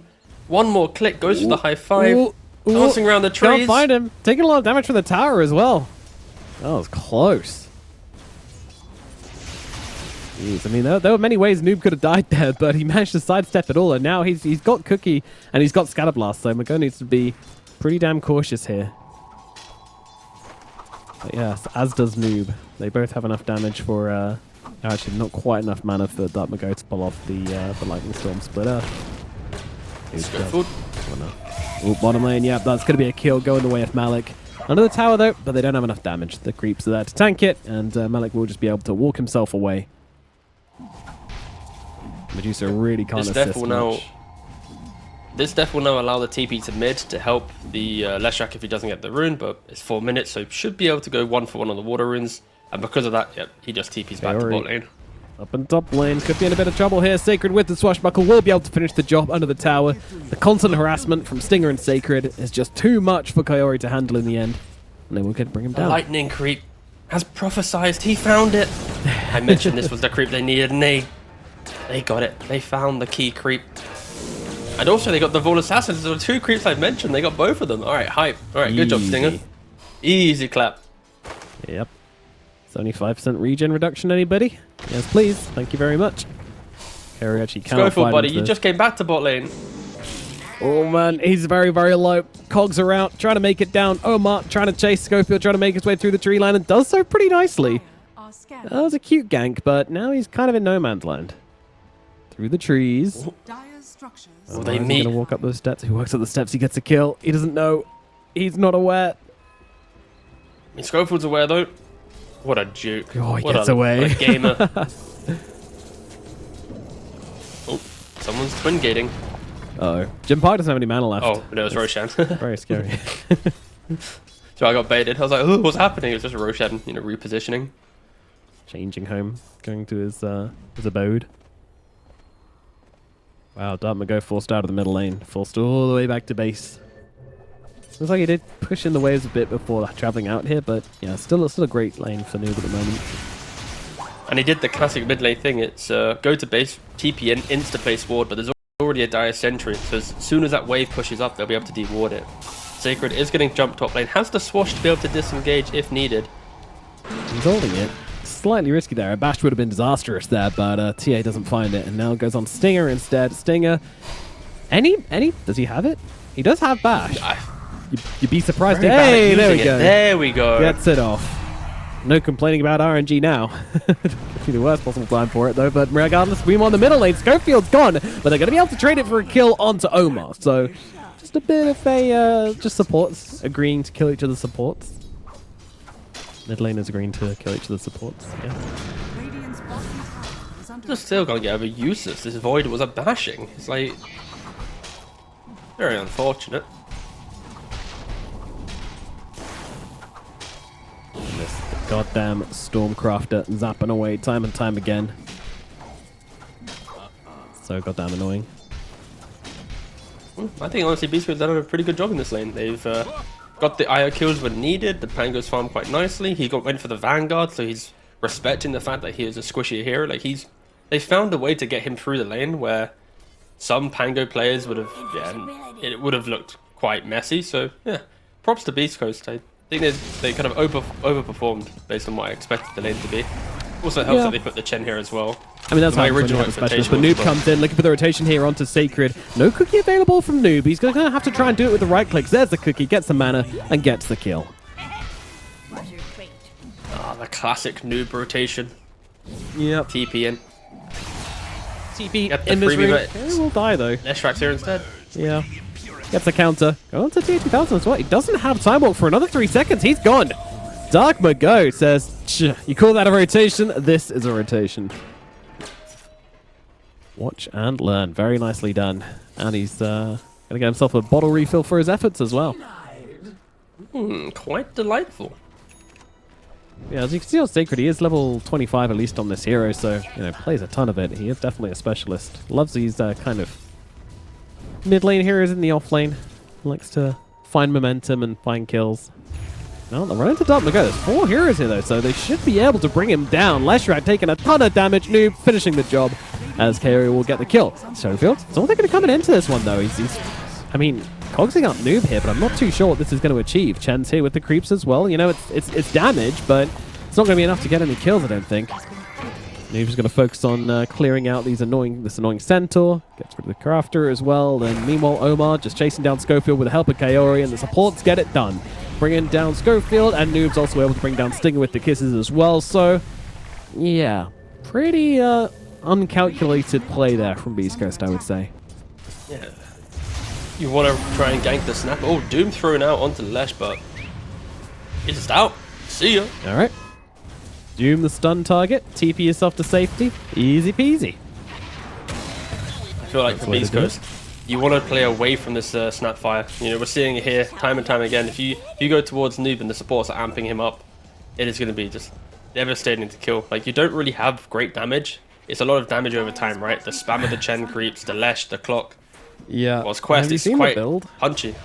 The build on who? Noob. Yeah, no boots into Atos. Yeah, he wants to kill and lock down some lads. That's very Boots are coming out now. Look at Schofield. Brown boots, who needs them? I'm a turret. Oh, the artillery. cookie, Oh, though. unfortunately. Come on. Yeah. And Kaori is the one who's going to suffer for it. He's taking a ton of damage here. Raindrop keeping him alive for the time being. Schofield also being kept alive by the hand of God, but nice little swashbuckle through from Sacred there, landing into both supports. Kaori looking like his life may be limited. A nice tether across onto Noob, though. That might get him out of dodge. Sacred still looking to chase this one. He's a hungry boy. He's a bull, and he wants to eat another He's going to get him. He's going to get him. No, he's not. Won't be able to close the gap. Oh, he's got swashed, but he can't. He can't overcommit to this one. If he swashes and misses, then he's just dead. Even if he gets it, he's probably dead. Here comes in here onto Dart Go there, just using the Atos to get in range for the Scatter Blast. Now look at just run him down. TA2000's in the area as well. Cookie in through, and they'll get the kill. Dart Go goes down.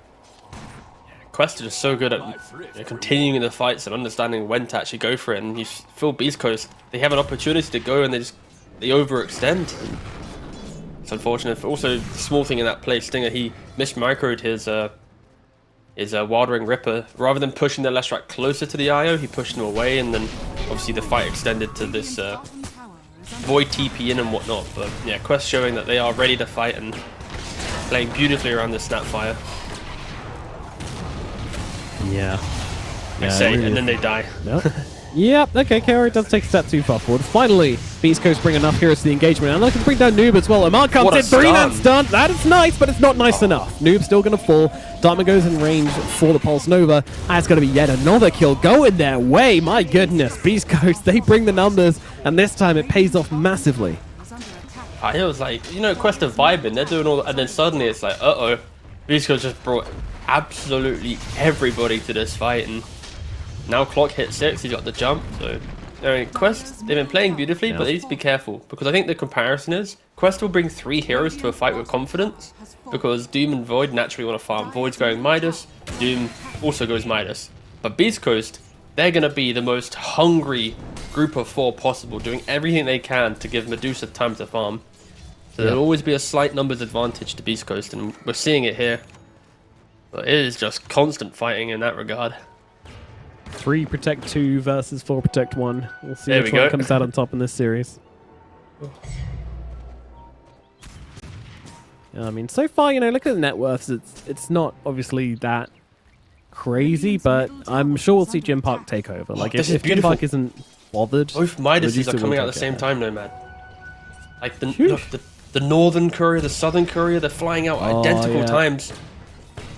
They're gonna Void. hit slightly off time, but still, Slightly it's gonna be off. within like a few seconds of each other. Ready? 1 Midas. One. Used. Hold. Hold. 2nd Midas. 2 Midas. No creeps. Oh no, Wrigley, find a creep. Used. There we go. There we go. All right, Oh, easy. Christ. That was quite poetic. It wasn't as... I was hoping it would be like... Up, you know, but whatever. Point is, they've got 2 Midases. They're going to be scaling regardless into this game. They want to take it late. They've got the Snapfire. They know they've got these beastly late game timings. And yeah, Malik just not afraid to just drop these dooms on anyone that comes near him. His aim isn't to kill people. It's just to make himself really awkward to kill. And yeah, Quest are trying to make something happen with this one. They're actually just trying to deal with the creep army instead. Rolling Thunder being used by Sacred here. I mean, they have the vision thanks to the flare. And it looks like Omar is being left behind. And Omar will die for his sins. Did he get the creeps though? Bonk. Not quite. Creeps. Malik's still in the neighborhood with Schofield. I mean, Schofield's just kind of holding him steady and allow his team to come in and try and finish the job. Malik He'd like to try and TP out of this one, but there is no way out, and he's just going to get cooked up. And Dartmago getting another kill here. This Leshrac kind of becoming the GOAT of this game. He's doing so much work. Of course, it helps. I think Quest mis-executed there a little bit, right? You got such a defensive relocate, so you can't instantly punish the Clockwork who's doomed up. There's not the ATOS range, and then in doing so, it's just this like awkward chase down. And yeah, Beast Coast, we mentioned it already. They are willing to bring numbers, and meanwhile, Jim Park, not the craziest amount of farm, but still doing a pretty good job on the way to Manta, which does have TP, so. Ooh, that was close. He didn't have hookshot available. Oh, Leshrac, we've just been praising you, boss, and now you're Oh, we do a little feed in. He's in deep trying to get the Wisdom Rune, and we'll take one kill with him, but absolutely not worth it. Okay, so let's cost this up, right? So Lion just got the kill, so now he's basically got Blink Dagger, but 2 Wisdom Runes go in the way of Medusa and Leshrac. Do you think that's a win or a lose? All right, Twitch chat, go. Do you think that's a win for Beast Coast or a lose? Giving the Lion Blink Dagger, but getting 2 Wisdom Runes. Let's equate this up. It's about 3.5 levels between 2 Wisdom Runes. Okay, so it's going to result in, like, you know, a couple of spells. How much is a spell worth? About, I'd say about each point of spell is worth about 400 gold. And then you meant to vote from the gut, man. What's happening? Heroes. And divide that by 2. Work out a square root. And subtract it by pi, and you should have your answers. Just work that out, and then we'll know. But yeah, either way, game's pretty even. You know, one team is scaling with the Medusa, one team is scaling with the dual hand of Midases, which are completely out of sync now due to the deaths, which is terribly unsatisfying.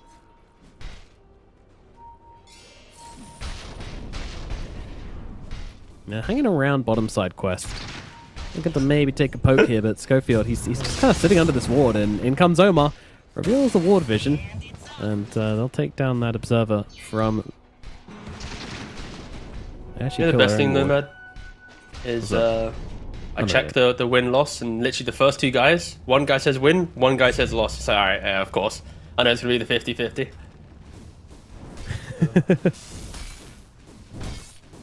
I mean, I think that vote had as much meaning as this game, because of course Quest are locked in as first, and Beast Coast are locked in as 6th. So, yeah, this game is for team confidence over literally anything else.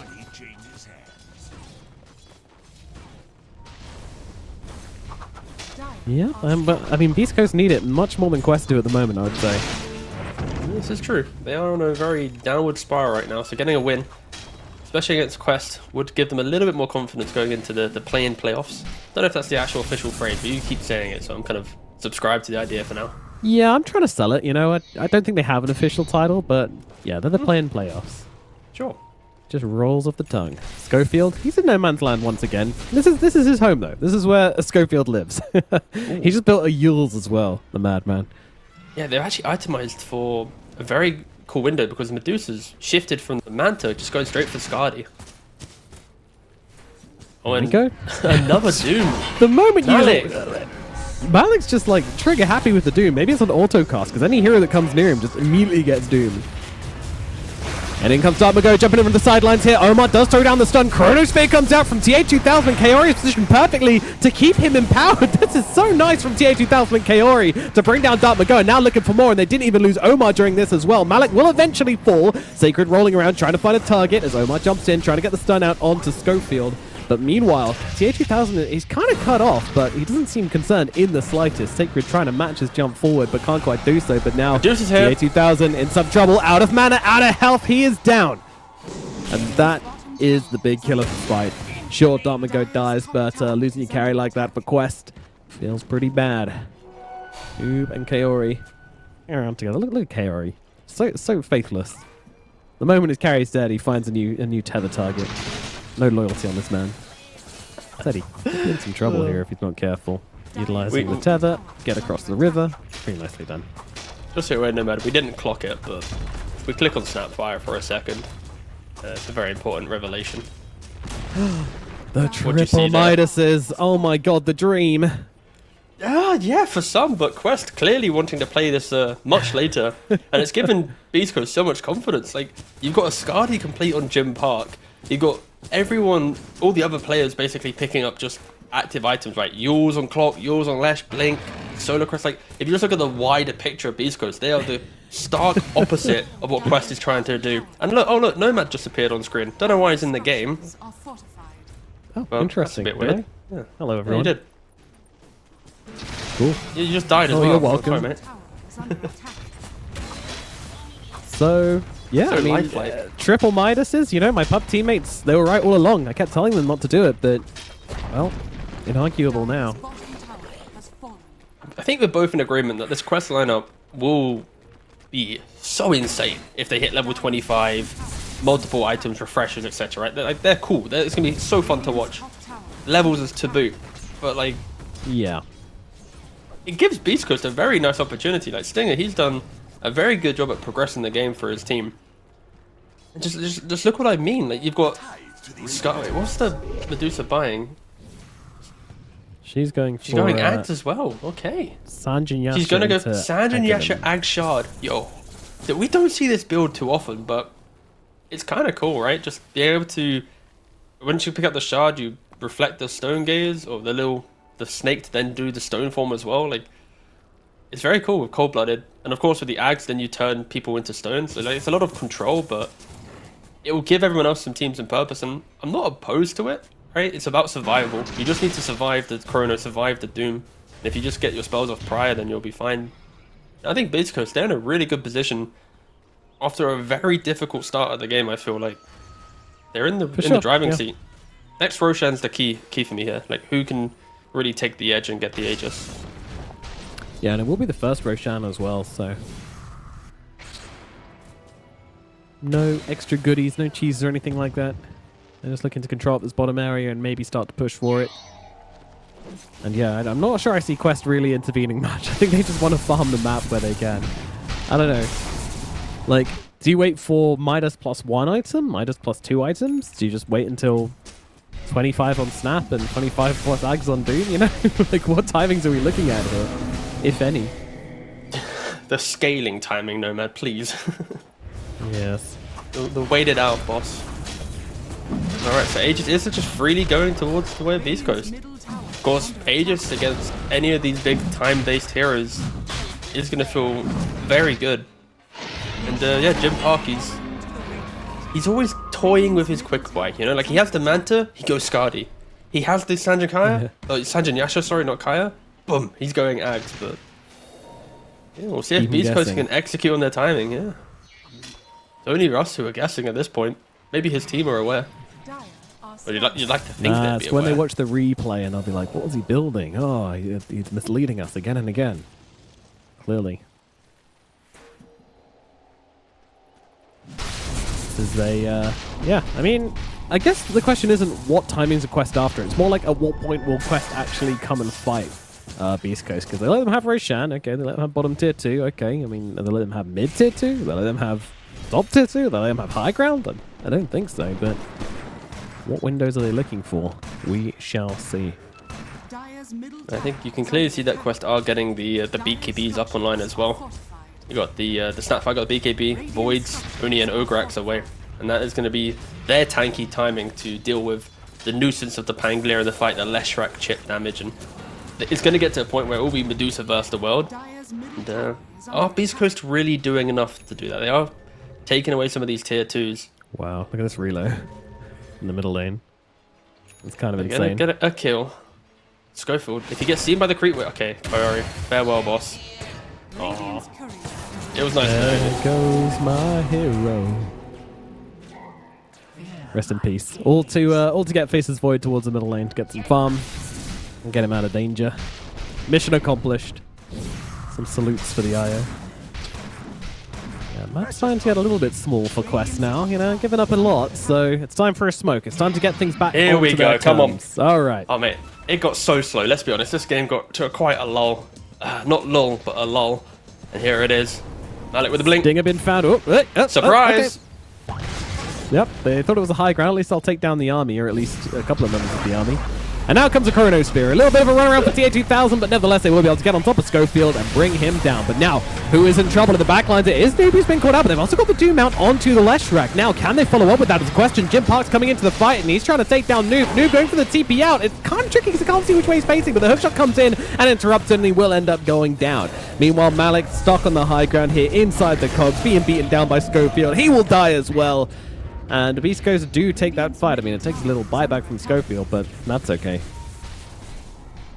They farmed for that. That's all I'm saying. That was their big grand reveal. The blink daggers, the BKBs.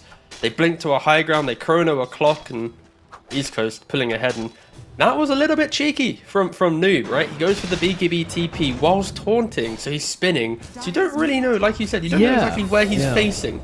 That was pretty cool, pretty five-head. Cool. But Jim Park, of course, being on top of him, was able to just get around him quick enough to just check all angles and was cancelling that one out. But look at that tech in the future. That was enjoyable. Another relocate into the middle lane, cut the wave. Thing is, I'd say this is like desperation, but it's really not, because they put themselves in this situation. Like they kind of asked for this, so no, they 100% chose to do this. And Schofield, he's going for the straight Wind Waker. I'd love to see it against the Doom, the Chrono.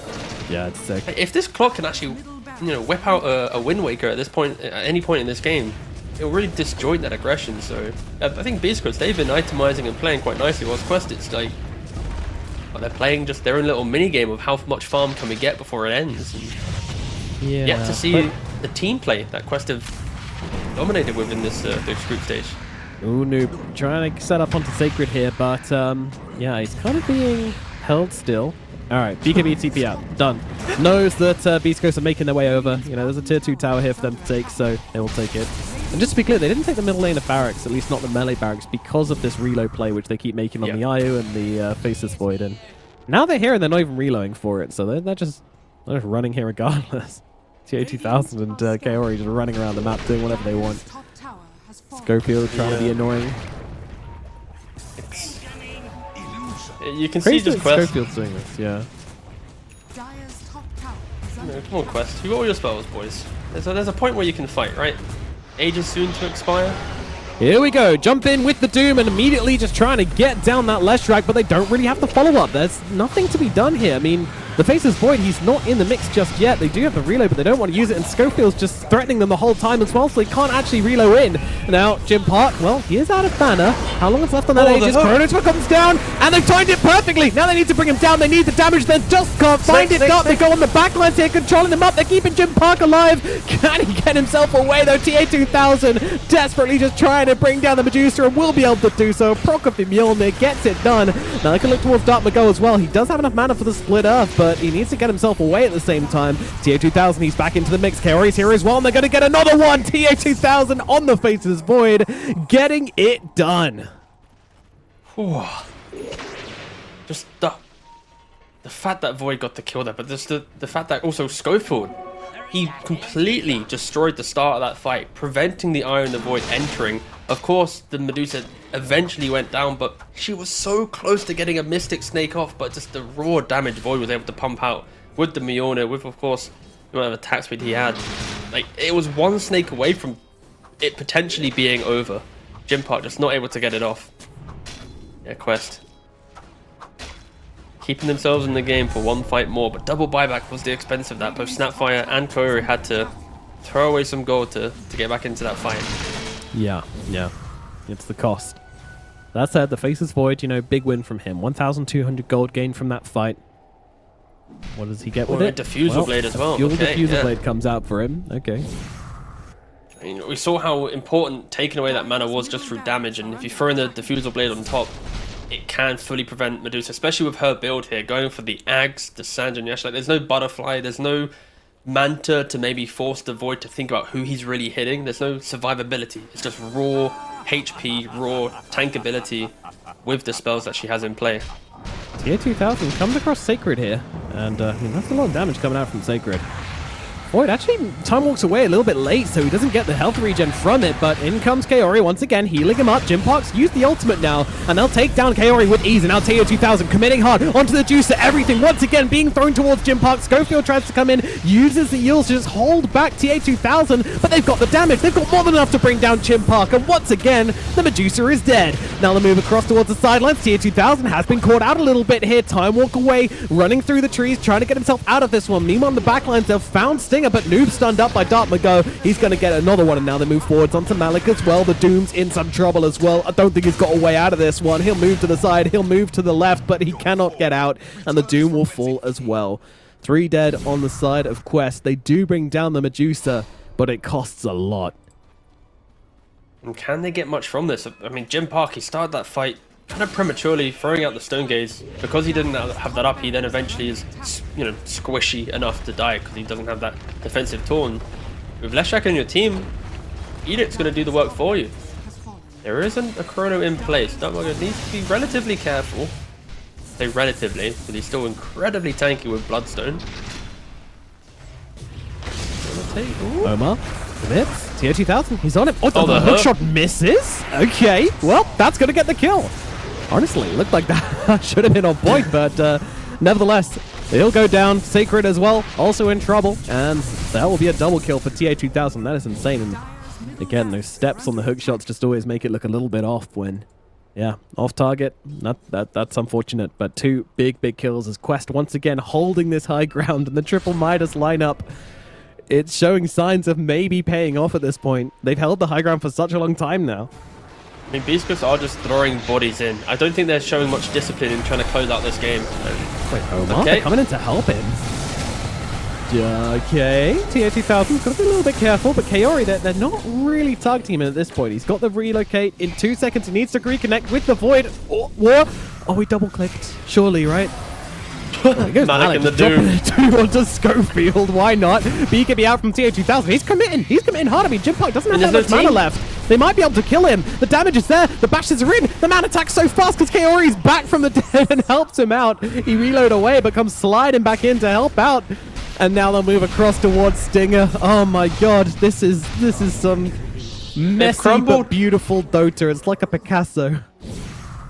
And I'm still trying to understand what it really means, because beastcoast, they had the advantage, they had everything, and the top siege, ages expire, die, to then reset, take a fight top, but Jimpark's by himself, the team isn't there, he dies again, and then to try and fight again in your triangle with your team dead. It's like 3 key moments for beastcoast whilst in the lead just give away their entire lead, and you can just see from the graph it was heavily in their favor. 89% win rate at its peak to now being 66. It's yeah, plummeting. When you get triple Midas, if your opponent plays like this, then of course you're going to be looking quite good. Snapfire, he's only a quarter of the way of the level away from getting level 20. Ooh, so he's going to have Daedalus, the Lil Shredder attack damage, and Quest, they're going to be just slaughtering in the team fights now. beastcoast, their entire draft of itemization was about controlling the mid game. Like when you look at Dusa, I praised her itemization for their playstyle, and then they kind of played completely opposite to this. Like, this is not a build that scales nicely into the late game. It's about controlling and dominating, and let's see how beastcoast can recover, because Quest, there's nothing stopping them now. Why does Jimpark have reserve mangoes ready? I mean, why does... There's so many questions you can ask in this game, and I don't think I have enough time to truly answer. And hallelujah! Thank you, Patrick. Level 20 talent is here. Midas is I didn't think used. misclicked, yeah. Yeah, that would be lit. Just instant Whoopsie. GG if you misclick. Into the pit we go. Yeah, we've had that before where people like bought the wrong items or did the wrong thing and asked for the remake, right? Back in the day. Either way, we have a Roshan contest.